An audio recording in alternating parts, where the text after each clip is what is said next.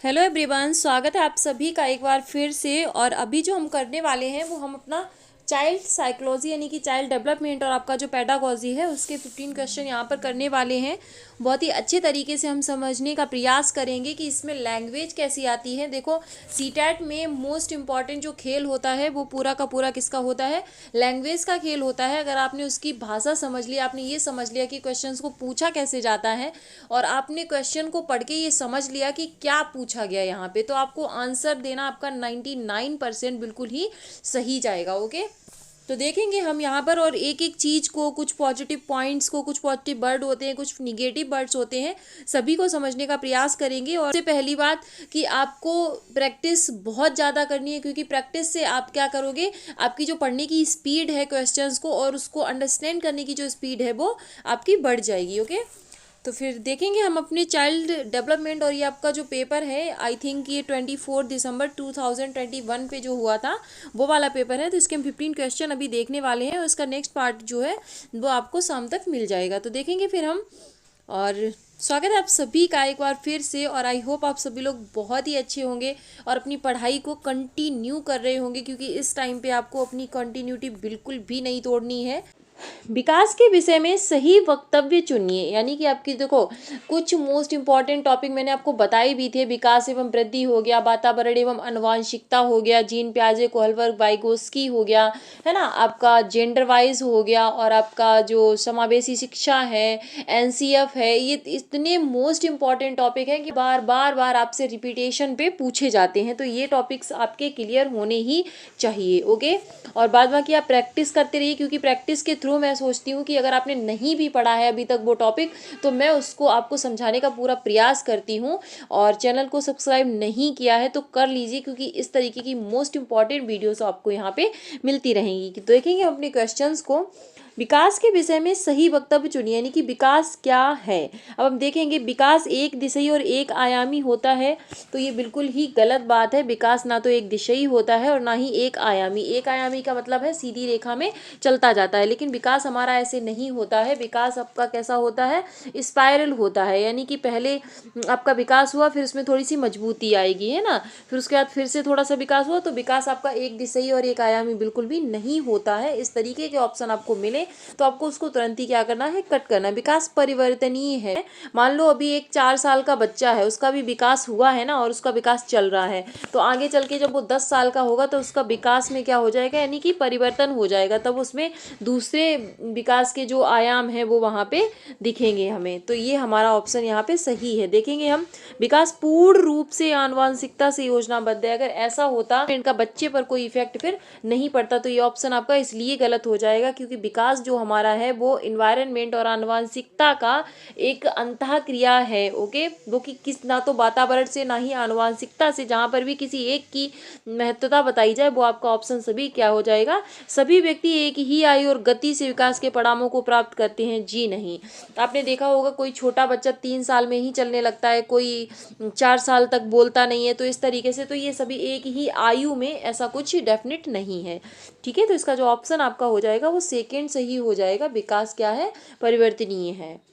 इनमें से विकास का कौन सा सिद्धांत प्रस्तावित करता है कि बच्चे अपनी भुजाओं पर उंगलियों से पहले मांसपेशियां नियंत्रण कर पाते हैं? आपने देखा वो भी आपका विकास से रिलेटेड क्वेश्चन था, और ये भी आपका विकास से। देखो, विकास के 2 मोस्ट इंपॉर्टेंट सिद्धांत होते हैं। एक आपका होता है अधोगामी और एक होता है आपका शीर्षगामी। शीर्षगामी को कहते हैं इंग्लिश में सेफेलोकॉडल और अधोगामी को कहते हैं हम प्रोक्सिमोडिस्टल। अधोगामी को समझेंगे पहले। अधोगामी होता है पहले आपके सेंटर, यानी कि ये मान लो कोई बच्चा है, क्या है, अब मुझे नहीं पता ये कैसा बनने वाला है, बट ये बच्चा है आपका, ये इसके पैर हो गए, ये हाथ हो गए। ओके, तो ये कोई बच्चा है, तो यानी कि अधोगामी क्या कहता है कि यहाँ से विकास फिर धीरे धीरे धीरे धीरे, यानी कि सेंटर टू पेरीफेरी, यानी कि सेंटर से आपका कहाँ पे जाता है?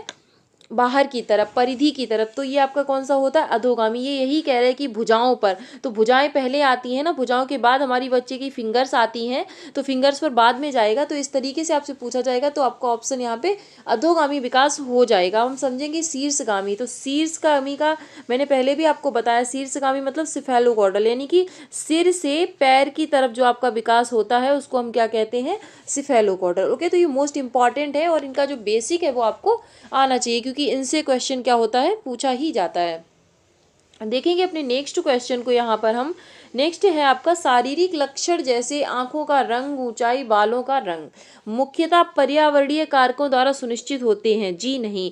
यानी कि आपका फेस कट कैसा है, आपके हेयर कैसे हैं, आपकी आंखों का रंग कैसा है, ये आपके जो माँ बाप से मिली हेरिडिटी होती है उससे निर्धारित होता है। तो इसमें पर्यावरण का कोई रोल इतना ज़्यादा नहीं होता। वंशानुगत होते, सांस्कृतिक कारक द्वारा नहीं, सांस्कृतिक के नहीं, आनुवंशिकता और पर्यावरण के बीच अंतःक्रिया का परिणाम भी नहीं होते, ये वंशानुगत होते हैं। यानी कि ये आपके कैसे होते हैं, हेरिडिटी से डिफाइन होते हैं। ओके, यानी कि आपका शरीर, आप दिखते कैसे हो, आप जो हो वो आपका किससे डिफाइन होगा, जो चीज़ें आपको जन्म के समय ही मिल गई वो आपकी हेरिडिटी से डिफाइन वहाँ पे होती हैं। देखो सामाजिकरण से एक क्वेश्चन आपका पक्का पक्का बनेगा। आप एक कॉपी पेन अपने साथ लेके बैठा करो, जितने भी टॉपिक्स आते हैं ना आप इनको क्या करो, जैसे अभी विकास और वृद्धि आया था उसको आप नोट कर लो। इसके बाद आपका समाजीकरण आया है, समाजीकरण को नोट कर लो। समाजीकरण का मतलब होता है बच्चे का जो मतलब सामाजिक विकास होता है उसको हम क्या कहते हैं, सामाजिक। इसकी आपकी कौन सी संस्थाएं होती हैं, इसकी आपकी दो संस्थाएं होती हैं, एक होती है आपकी प्राथमिक और दूसरी होती है आपकी द्वितीय क्या, सेकेंडरी। ओके, तो द्वितीय देखो प्राथमिक में आपका फैमिली आएगी ही आएगी, फैमिली क्या होगी, आएगी ही। और द्वितीयक में आपका क्या आ जाएगा, आपका परिवार मतलब विद्यालय आ जाएगा, आपकी मीडिया आ जाएगी, और भी जितने हैं वो सारे द्वितीयक में आ जाएंगे। तो देखो एक चीज़ अभी इन्होंने सिंगल पूछा है तो हमारे पास ऑप्शन देना आसान है, क्योंकि ये क्या हो जाएगा, परिवार इसका आंसर हो जाएगा। कभी कभी क्या करते हैं, ये इस तरीके से पूछ लेते हैं, जैसे आपको परिवार दे दिया और प्लस यहाँ पे मीडिया दे दिया। ओके, अब पूछेंगे आपसे कि प्राथमिक कारक कौन है, तो अगर आपके पास कोई परिवार सिंगल नहीं है तो परिवार के साथ मीडिया भी आपका प्राथमिक में चला जाएगा, या परिवार के साथ आपका विद्यालय भी प्राथमिक में चला जाएगा। लेकिन परिवार आपका हमेशा ही प्राथमिक होगा, और इसके अलावा जो भी है वो आपका क्या हो जाएगा, जैसे विद्यालय है या विद्यालय के साथ और कुछ भी दे दिया तो वो आपका क्या हो जाएगा, सेकेंडरी हो जाएगा। ओके, चलेंगे अपने नेक्स्ट क्वेश्चन को। देखेंगे हम यहाँ पर, एक बच्चा सिर्फ मूर्त वस्तुओं को, देखना आप कीवर्ड पकड़ा करो, मूर्त वस्तुओं के साथ ही समस्याओं का समाधान कर सकता है। जीन पियाजे की जो तीसरी अवस्था है यहाँ पर वो यहाँ पे लगेगी, जो कि है आपकी मूर्त संक्रियात्मक अवस्था। यानी कि मूर्त वस्तुओं के साथ वो समस्याओं का समाधान यानी कि संक्रिया कर रहा है, क्रिया कर रहा है। तो सीधा सीधा आपका ऑप्शन कौन सा हो जाएगा, मूर्त संक्रियात्मक अवस्था। इस तरीके से टैग वर्ड को समझो, इन्हें लिख लिया करो, और उससे आप देखो अपने क्वेश्चंस को पकड़ने का प्रयास करो। ओके, देखेंगे अपने नेक्स्ट क्वेश्चन को। नेक्स्ट क्या है आपका, एक बच्चे ने यह मानसिक विचार बना लिया कि वे सभी जीव जिनके पंख हैं, ओके, वो उड़ सकते हैं। यानी कि जिनके पंख होते हैं वो क्या कर सकते हैं, वो उड़ सकते हैं, वे पक्षी हैं और उन्हें क्या कहते हैं, पक्षी कहते हैं। तत्पश्चात उसने एक चित्र पुस्तिका में एक चमगादड़ देखा, क्या देखा, चमगादड़। उसे स्तनधारी कहने की बजाय पक्षी ही कहा। यानी कि उसको पता था कि क्योंकि उसके भी क्या होते हैं, पंख होते हैं, तो वो भी और उड़ भी सकता है, तो उसने क्या कहा, उसको पक्षी ही कहा। इस स्थिति में ज्ञान निर्माण की इस प्रक्रिया को क्या कहते हैं, जब बच्चे के स्कीमा क्या होती है, जो हमारे अंदर पहले से जो जानकारी फिट होती है हमारे माइंड में, उसको हम कहते हैं स्कीमा। तो स्कीमा में जो है उसी के हिसाब से, जो हमें पता था उसी के हिसाब से हमने कोई और चीज़ को भी अपने उसमें ऐड कर लिया है। यानी कि बच्चे ने क्या किया है, बच्चे को पता था पक्षी क्या होते हैं, उसने चमगादड़ को भी पक्षी बना के अपने स्कीमा में ऐड कर लिया है। तो इसको हम सीधा सीधा क्या कहते हैं, आपका यहाँ पे समावेशन कहते हैं। ठीक है, समायोजन क्या है, जब उसे वहाँ पे कोई बताएगा कि नहीं ये स्तनधारी होता है, ये पक्षी नहीं होता है, तो फिर वो चीज़ों को अपने माइंड में समायोजित करेगा और नई जो आपकी एडिशनल जानकारी है उसको माइंड में अपने रखेगा। समीपस्थ विकास के क्षेत्र की संरचना किसने प्रतिपादित की, तो सीधा सीधा भाई ZPD, ये कुछ टर्म्स हैं, इन्हें याद रखो, ZPD। उसके बाद पाड़ या ढांचा हो गया है ना, पाड़ या आपका ढांचा हो गया, ये किसने दिए, ये सारे के सारे आपके दिए लेबागोस्की ने। इन्होंने क्या दिया है, और इन्होंने समाज और संस्कृति को और सामूहिक, आपका जो सामूहिक पठन है, सामूहिक लर्निंग है, ग्रुप में सीखना, इन सारी ही चीज़ों पर वाइगोस्की ने बहुत ही ज़्यादा यहाँ पर क्या किया है, जोर दिया है। ओके, तो यानी कि जोन ऑफ प्रॉक्सिमल डेवलपमेंट किसका है, लेव वाइगोस्की का है। जोन ऑफ प्रॉक्सिमल डेवलपमेंट क्या होता है, मान लो कि आप यहाँ पे थे और आप अभी अपनी खुद की मेहनत से जो आप टेस्ट दे रहे थे उसमें आप कितने नंबर ला रहे थे, 110 नंबर ला रहे थे। फिर आपको क्या हुआ, आपने कोई क्लास देख लिया, आपको कहीं से थोड़ी हेल्प मिल गई कोई टीचर से या आपके किसी फ्रेंड से, तो आपको जैसे कुछ डाउट्स थे या जो आप नहीं समझ पा रहे थे वो चीज़ें उसने क्या कर दी, क्लियर कर दी आपकी। अब आपके जो नंबर्स हैं वो 130 आने लगे हैं। तो 110 से 130 का जो आपने ये दूरी जो आपने तय की है, ये आपका क्या है, जोन ऑफ प्रॉक्सिमल डेवलपमेंट, यानी कि आप यहाँ तक पहुँच सकते थे, बट आपको किसकी ज़रूरत थी, एक पहाड़ या ढांचा की। ओके, आई होप आपको समझ आ गया होगा।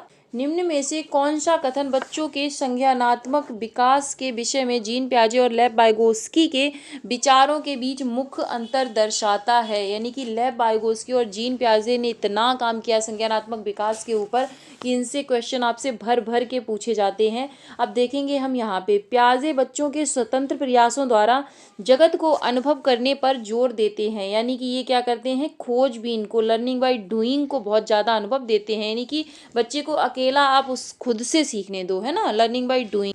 जबकि वाइगोस्की संज्ञानात्मक विकास को सामाजिक मध्यस्थ प्रक्रिया के रूप में देखते हैं। मैंने अभी बताया था, जो वाइगोस्की हैं वो इस विकास को कैसे देखते हैं, समाज के बीच देखते हैं। यानी जो वाइगोस्की हैं वो किसमें, समाज में सीखने पर जोर देते हैं, और ये पियाजे क्या है, स्वतंत्र प्रयासों द्वारा जगत को अनुभव करने पर जोर देते हैं। यानी कि लर्निंग बाय डूइंग से सीखने को जोर देते हैं। आपका फर्स्ट ऑप्शन यहाँ पे बिल्कुल ही सही होगा। ओके, देखेंगे अपने नेक्स्ट ऑप्शंस को भी, जिससे कि आपको पता चल जाए कि आपको किस तरीके के ऑप्शंस को रिजेक्ट करना होता है। पियाजे बच्चों को सक्रिय स्वतंत्र जीव के रूप में देखते हैं, जबकि वाइगोस्की उन्हें मुख्यतः वातावरण नियंत्रित नहीं करता है उनको। ओके, ये इसलिए आपका गलत हो जाएगा। पियाजे भाषा को बच्चों के संज्ञानात्मक विकास के लिए महत्वपूर्ण मानते हैं, जी नहीं, पियाजे नहीं मानते हैं, बल्कि आपके वाइगोस्की जो हैं संज्ञानात्मक विकास के लिए भाषा को मोस्ट इंपॉर्टेंट मानते हैं। तो इसलिए आपका ये गलत हो जाएगा। पियाजे के अनुसार बच्चे अपने मार्गदर्शन के लिए स्वयं से बात कर सकते हैं,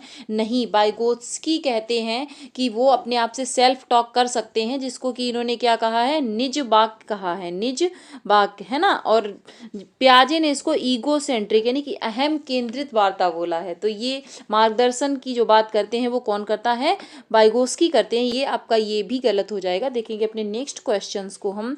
फातिमा तर्क करती है कि आपको ईमानदार होना चाहिए क्योंकि इससे आपके माता पिता आप पर गर्व करेंगे। ओके, कोहलबर्ग के नैतिक चिंतन के किस चरण में है? यानी कि कोहलबर्ग का जो नैतिक विकास का आपका सिद्धांत है उसके अनुसार जो आप लड़की है, देखो आपकी जो नैतिकता है वो किस चीज़ पर निर्भर करती है, उससे आपके यहाँ पे आंसर्स क्या होंगे पता चलेंगे। क्या आपकी नैतिकता इसलिए है कि मतलब उससे कानून बना रहे, है ना, या फिर दंड और आज्ञा पालन है, या फिर आपके माता पिता आप पर गर्व करेंगे यानी कि गुड गर्ल गुड बॉय कहेंगे।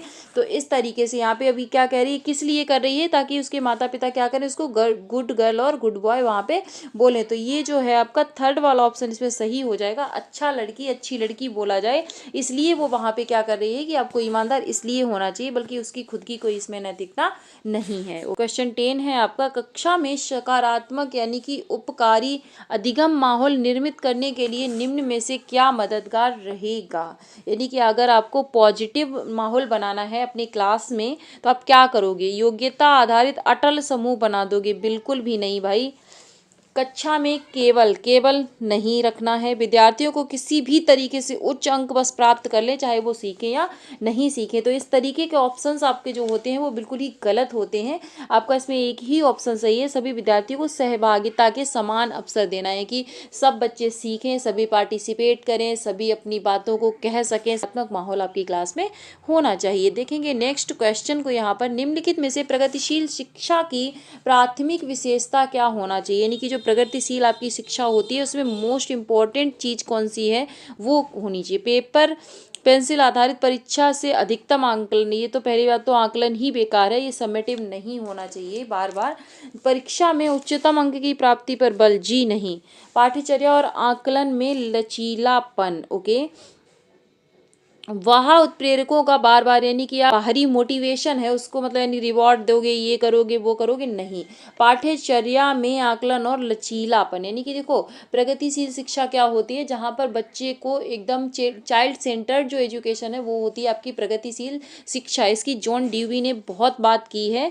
और यहाँ पे आपको क्या करना होता है कि यानी कि बच्चे के अनुसार आपको व्यवस्था को, पाठ्यचर्या को, क्लास में सिटिंग को, इन सारी चीज़ों को क्या करना होता है, बदलना होता है। तो आपका ऑप्शन इसमें थर्ड सही हो जाएगा। देखेंगे अपने नेक्स्ट क्वेश्चन को, नेक्स्ट है आपका हार्वर्ड गार्डनर के बहुबुद्धि सिद्धांत। देखो बुद्धि से आपका हार्वर्ड गार्डनर से हर शिफ्ट में एक ना एक क्वेश्चन पूछा गया है, तो इसको आप अच्छे से देख लेना। ओके, हार्वर्ड गार्डनर के बहुबुद्धि सिद्धांत के अनुसार यदि कक्षा में कोई बच्चा सहकर्मी समूह के स्वभाव, इरादों, मनोदशाओं के उचित प्रतिक्रिया देने में सक्षम है, यानी कि ये आपका एक बच्चा है यहाँ पे और ये आपका दूसरा बच्चा है यहाँ पे, तो ये क्या करता है, इस मतलब किसी दूसरे की उसकी फीलिंग को, उसके इमोशन को बहुत अच्छे से समझता है।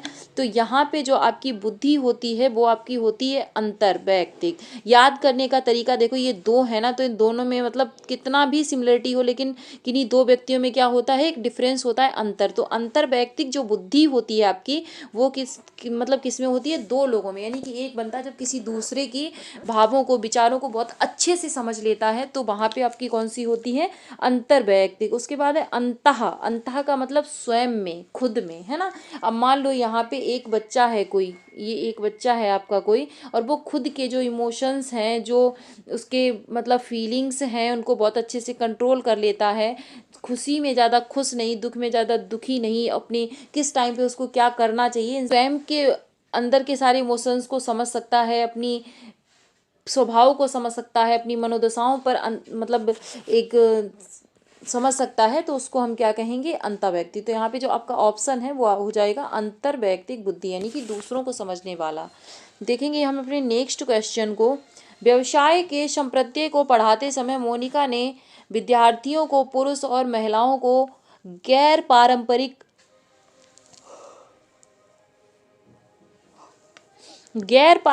कार्य करते हुए फ्लैश कार्ड दिखलाए। इस युक्ति से उसके छात्रों में, यानी कि व्यवसाय था, ओके, तो उसने महिलाओं को ऑफिस जाते हुए, है ना, काम करते हुए, पायलट के रूप में, डॉक्टर्स के रूप में, और उनको जो मतलब जेंट्स थे उनको शेफ के रूप में, है ना, डांसर के रूप में, इस तरीके से मतलब क्या किया उसने, गैर पारंपरिक कार्य करते हुए फ्लैश कार्ड दिखलाए। इससे बच्चों में क्या होगा, रूढ़िवादिता को प्रोत्साहन नहीं मिलेगा, बल्कि उसको चैलेंज किया है उसने यहाँ पर। ओके, और जेंडर तारतम्यता को प्रोत्साहन मिलेगा, जी नहीं, जेंडर आधारित प्रतिमान का निर्माण होगा, ऐसा कुछ नहीं है। तो यहाँ पे जो आपका एकमात्र है, जेंडर रूढ़िवादिता में लचीलापन आएगा, यानी कि लोगों की सोच में थोड़ा सा डिफरेंस आएगा, ताकि वो लड़के और लड़कियों पे एक टैग ना लगा दें कि तुम अगर लड़की हो तो तुम सिर्फ यही करोगी, और अगर आप लड़के हो तो सिर्फ यही करोगे, बल्कि जिसकी जो मर्जी है, जो उसके दिल में आता है, जो उसे पसंद है, वो इंसान वो काम कर सकता है, चाहे फिर वो गर्ल्स हो या फिर बॉयज़। ओके, तो यहाँ पर आपका ऑप्शन जो है सेकंड यहाँ पर सही हो जाएगा। देखेंगे हम नेक्स्ट क्वेश्चन को। निम्न में से कौन सा कौशल उच्च श्रेणी के चिंतन का नहीं है। ओके, यानी कि यहाँ पे जो कौशल है वो कौन सा ऐसा है जो उच्च श्रेणी के चिंतन का यहाँ पर नहीं है। तो विशेषण, निरूपण, रचना, प्रत्यास्मरण, यानी कि याद करना। अब याद करना कोई उच्च श्रेणी का चिंतन थोड़ी ना लगेगा, ये तो अपने याद कर लिया, रट लिया और वहाँ पे बता दिया। तो आपका ये ऑप्शन यहाँ पर सही हो जाएगा। देखेंगे आज का लास्ट क्वेश्चन, और अगर क्लास पसंद आई हो तो लाइक ज़रूर कीजिएगा।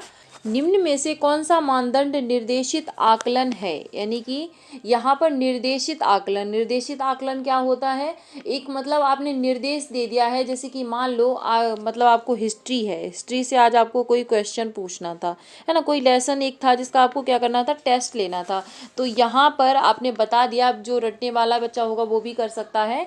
तो ये जो होते हैं बहुत ही निम्न स्तर के मानक निर्धारित करने वाले क्या होते हैं, परीक्षण होते हैं। यानी कि आपने एक हिस्ट्री की क्लास मतलब हिस्ट्री का चैप्टर दे दिया, और उसके हिसाब से मान लो कोई बच्चा फर्स्ट आ गया है, तो आप क्या कहोगे कि वो यहाँ पर फर्स्ट पोजीशन में आया है। यानी कि निम्नतम स्तर पर आप एक मानक निर्धारित करते हो, उस तरीके से फिर आप उसका आकलन करते हो। तो देखेंगे अधिगम के निम्नतम स्तर को मानक निर्धारित करने वाला परीक्षण, यही आपका ऑप्शन इसमें सही हो जाएगा। ओके, सततमकता को आकलन, यानी कि सतत इसमें कुछ नहीं हो रहा है। जेड स्कोर करने वाले को मानने वाला परीक्षण, वह परीक्षण जो विद्यार्थियों को क्रम प्रदान करे, ऐसा भी कुछ नहीं है। ये क्या है, एक मतलब निर्देशित आकलन होता है, यानी कि आपने निर्देश दिए, आपने कुछ चैप्टर बताए, वहाँ से उसको फिर आप उसी चैप्टर से एक टेस्ट ले लेते हो और बच्चों का आकलन वहाँ पर कर देते हो। ओके, आई होप आपको सेशन पसंद आया होगा। मिलते हैं फिर एक नेक्स्ट वीडियो में कुछ मोस्ट इंपॉर्टेंट क्वेश्चंस के साथ।